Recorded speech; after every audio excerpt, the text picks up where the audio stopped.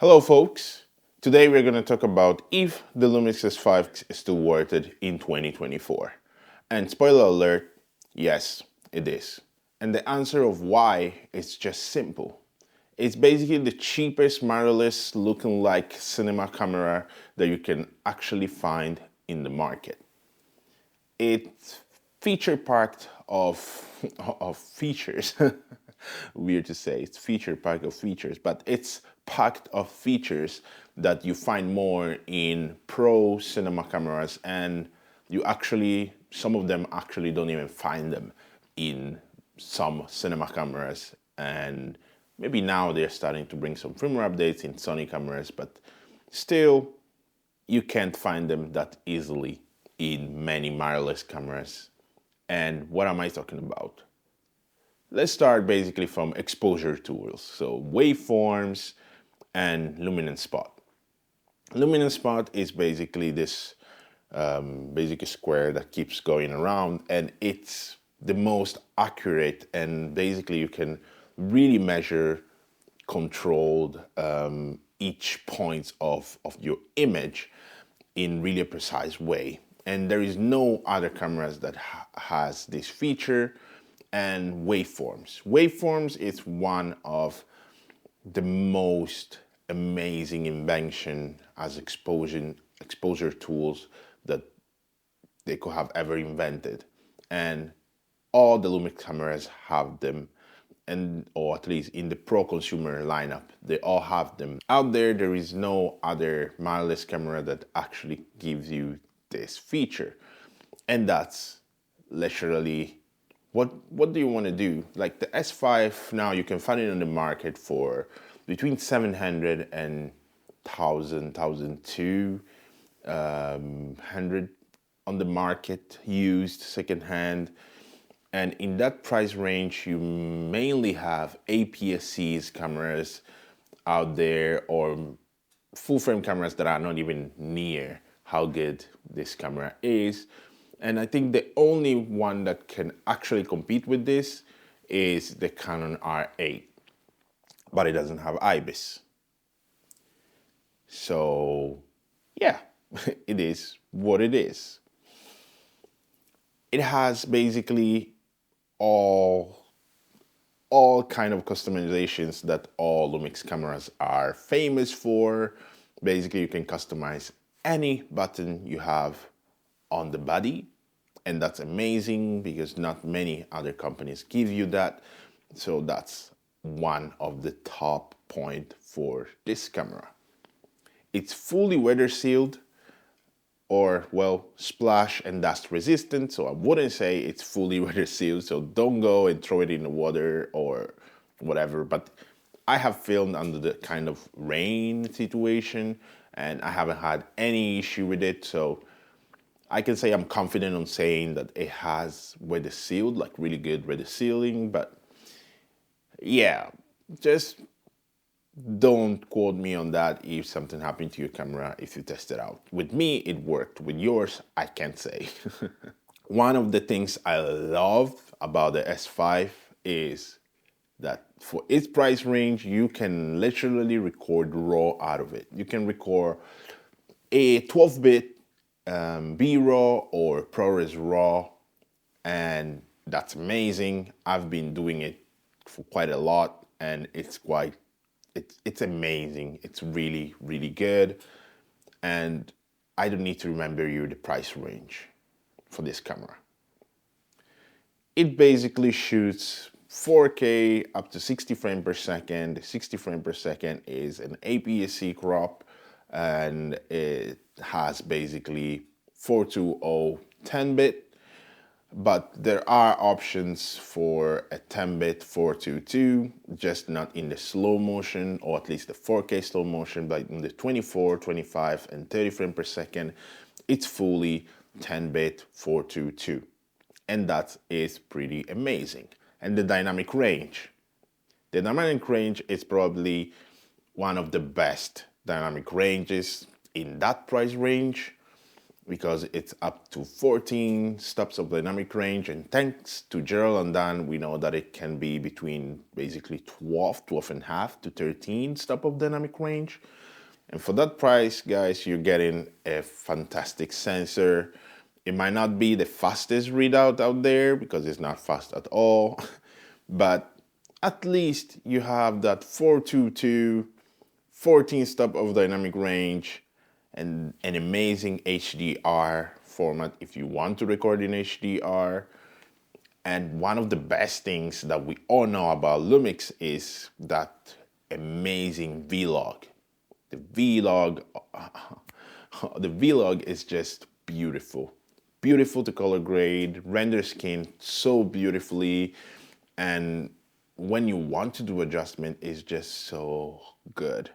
So that's the first thing why I switched to Lumix 2 years ago, 3 years ago. It was exactly for the vlog and for the S5.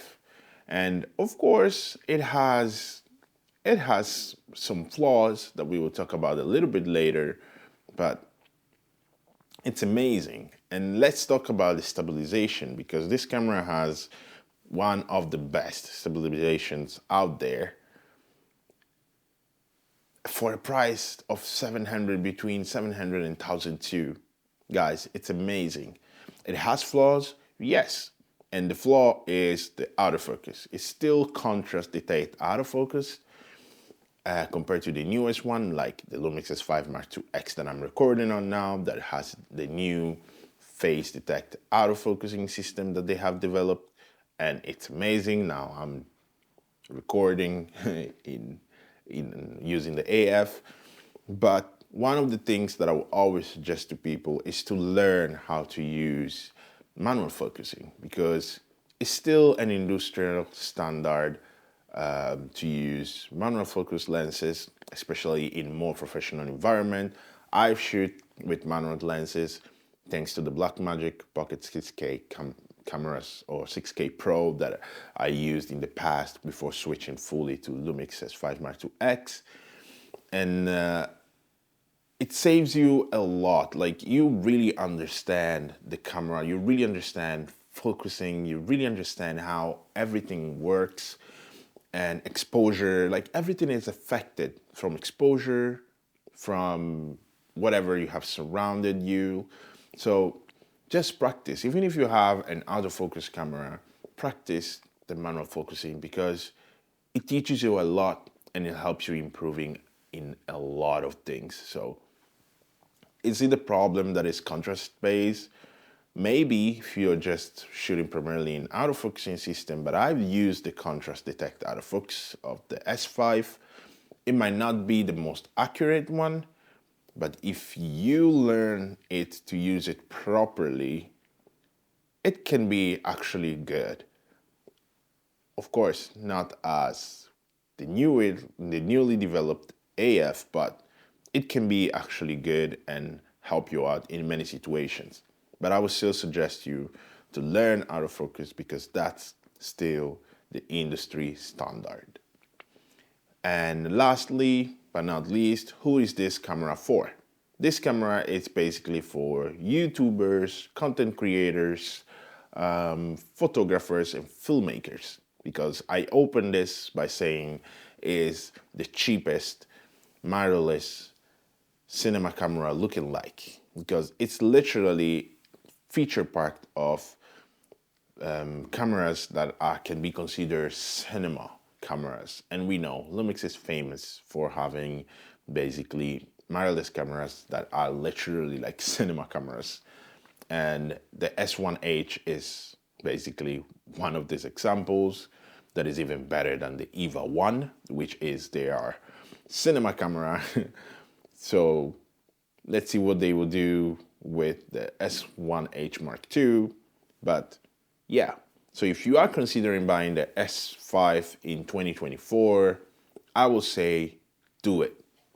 If autofocus is not your primary thing, or it's too big of an issue, then just upgrade to the S5 Mark II, which has an amazing AF, and there are a lot of tools that you don't need from the S5 Mark II X. And thank you for hearing me blubbering. Let's chat down below and let me know about what I forgot, if there is more that I should have mentioned, and let's have a chat. So take good care of yourself.